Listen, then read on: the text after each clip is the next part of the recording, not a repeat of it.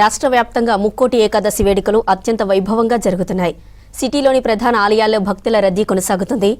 జూబ్లీహిల్స్, హిమాయత్ నగర్లోని TTD, pension office దగ్గరలోని వెంకటేశ్వర ఆలయాలు భక్తులతో కిటకిటలాడుతున్నాయి. తెల్లవారుజాము నుంచి ఆలయాలకు తరలివచ్చి ఉత్తర ద్వార దర్శనాలు చేసుకుంటున్నారు భక్తులు. జూబ్లీహిల్స్ టీటీడీ ఆలయంలో స్వామివారి దర్శనాలకు గంటన్నర సమయం పడుతోంది. దీనిపై మరిన్ని డీటెయిల్స్ కల్పన అందిస్తారు. Kalpana, over to you.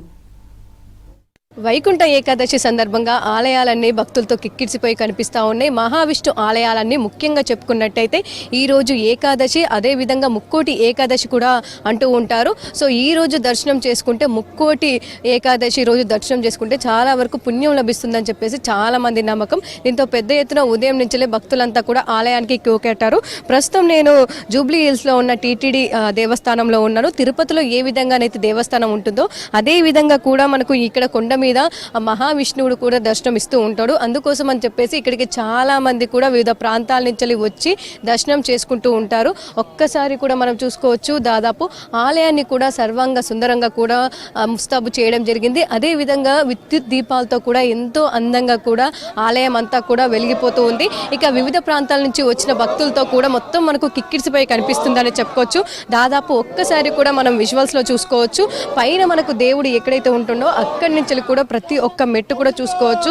దాదాపు వందల మంది, వేల మంది కూడా ఉదయం నుంచి తరలి వచ్చి దర్శనం చేసుకోవడానికి కూడా వేచి చూస్తూ ఉన్నారు. ముఖ్యంగా చూసుకున్నట్టయితే ఈ రోజు చాలా వరకు కూడా ఉపవాసం ఉన్నా, జాగారం ఉన్నా కూడా చాలా మంచిది అని చెప్పేసి నమ్మకము. ఇక ఏడాదికి 24 ఏకాదశులు వస్తాయి. అందులో సూర్యుడు ఉత్తరాయానికి మారే ముందు వచ్చే ధనుర్మాస శుద్ధి ఏకాదశిని వైకుంఠ ఏకాదశి లేదా ముక్కోటి ఏకాదశి అంటారు. సూర్యుడు ధనుస్సులో ప్రవేశించిన అనంతరం మకర సంక్రమణం వరకు జరిగే మార్గం మధ్య ముక్కోటి ఏకాదశి వస్తుంది. ఈ రోజున వైకుంఠ వాకిళ్లు తెరుచుకుని ఉంటాయని చెప్పేసి వైష్ణవ ఆలయాల్లో గల ఉత్తర ద్వారం దగ్గర భక్తులు తెల్లవారుజాము నుంచే వేచి ఉంటారు దర్శనం కోసం. ఈ రోజు మహావిష్ణువు గర్వ వాహనంపై 3 కోట్ల దేవతలతో భూలోకానికి దిగి వచ్చి భక్తులకు దర్శనం ఇస్తాడు కనుక దీనికి ముక్కోటి ఏకాదశి అని పేరు కూడా వచ్చిందంటారు. ఈ ఒక్క ఏకాదశి నాడు 3 కోట్ల ఏకాదశులతో సమానమైన పవిత్రత సంతరించుకుంటుంది. ఇక అందుకోసం అని చెప్పేసి దీన్ని ముక్కోటి ఏకాదశి అంటారని కూడా చెప్తుంటారు. ముక్కోటి ఏకాదశి నాడే ఆలాహలం అమృతం అంటే క్షీరక సాగరం జరిగి ఆలాహలం అమృతం 2 పుట్టాయి. ఈ రోజునే శివుడు ఆలాహలం మింగాడు.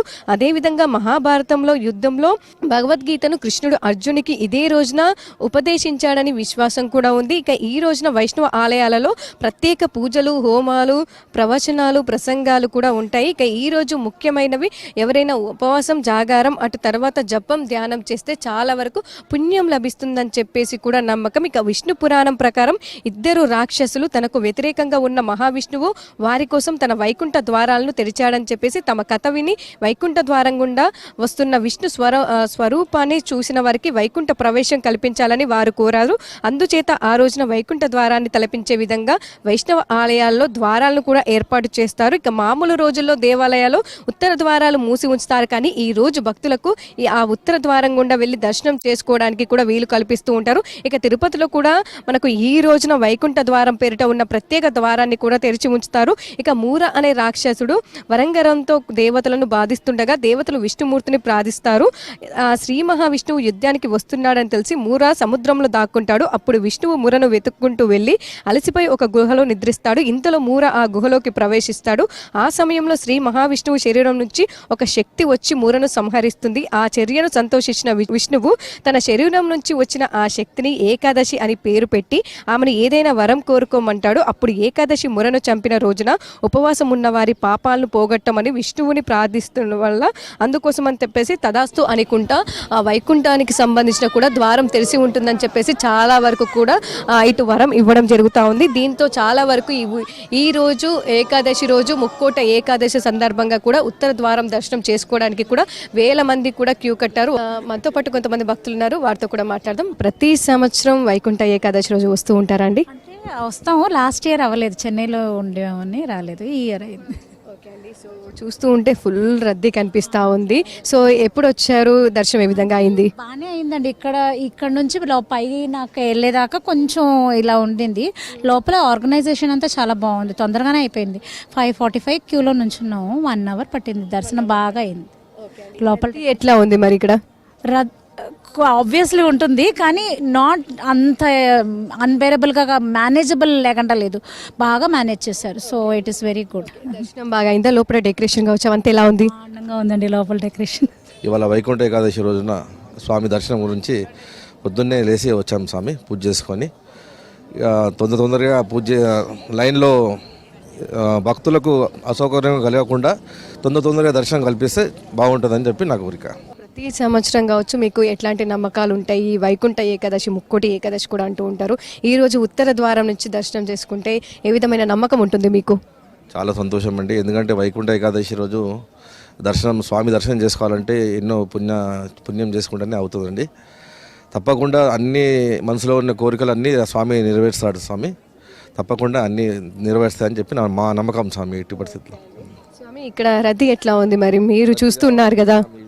నేను ఫస్ట్ టైం ఇక్కడ వచ్చాను ఈ దీంట్లో. ప్రతి దీంట్లో వస్తూ ఉంటాను, కానీ వైకుంఠ ఏకాదశి రోజు ఈ రోజు వచ్చాను నేను. ఇక రద్దీ అంటే మామూలుగా ఇంత పబ్లిక్ ఉంటుంది అనుకోలేదు స్వామి, నార్మల్గా ఉంటుంది అనుకున్నాను, కానీ పబ్లిక్ ఉన్నారు. కానీ ఏం కాదు స్వామి, తొందరగా దర్శనం అయిపోతుందని అనుకుంటున్నాను. సమయం ఎంతైనా కూడా ప్రతి ఒక్కరికి కూడా దర్శనం కల్పించేందుకు కూడా ఇక్కడ ఏర్పాట్లు చేయడం జరిగింది. నార్మల్గా అయితే మనకు ఇక్కడ దర్శనం వచ్చేసరికి కూడా ఉదయం నుంచి 12-12:30 వరకు కూడా ఆలయం తెరిచి ఉంటుంది. ఆ తర్వాత తిరిగి మనకు 4 గంటలకు ఆలయం తెరుస్తూ ఉంటారు. కాకపోతే ఈ రోజు వైకుంఠ ఏకాదశి, ముక్కోటి ఏకాదశి సందర్భంగా మనకు 24 గంటల పాటు కూడా ఆలయం తెరిచే ఉంచుతారు. 24 గంటల పాటు కూడా వచ్చిన ప్రతి ఒక్క భక్తునికి దర్శనం అయ్యే విధంగా కూడా ఇక్కడ ఏర్పాట్లు చేశారని చెప్పుకోవచ్చు. ఇక ఓవరాల్గా చూసుకున్నట్టయితే వైకుంఠ ఏకాదశి, ముక్కోటి ఏకాదశి సందర్భంగా మనకు ఆలయంలో భక్తుల రద్దీ కొనసాగుతూ ఉంది. ఇక సమయం గడుస్తున్న కొద్దీ కూడా మరింత మంది కూడా వచ్చి దర్శించుకునే అవకాశం ఉంది. దాదాపు ఈ ఒక్క రోజే ఈ ఒక్క ఆలయంలోనే 1,00,000 నుంచి 1,50,000 వరకు కూడా దర్శనం చేసుకునే అవకాశం ఉందని చెప్పేసి ఇక్కడ ఉన్న నిర్వాహకులు కూడా చెప్తూ ఉన్నారు. ఇక ఇప్పటికే ఆలయంకి సంబంధించి కూడా సర్వాంగ సుందరంగా కూడా ముస్తాబు చేయడం జరిగింది. ఉత్తర ద్వారం నుంచి ప్రతి ఒక్కరు కూడా దర్శనం చేసుకోవడానికి, పుణ్యం కటాక్షం పొందేందుకు కూడా వేచి ఉన్నారని చెప్పుకోవచ్చు. ఇవి వైకుంఠ ఏకాదశికి సంబంధించిన ఇన్ఫర్మేషన్. కెమెరా పర్సన్ పి అశోక్తో కల్పన, V6 న్యూస్, హైదరాబాద్.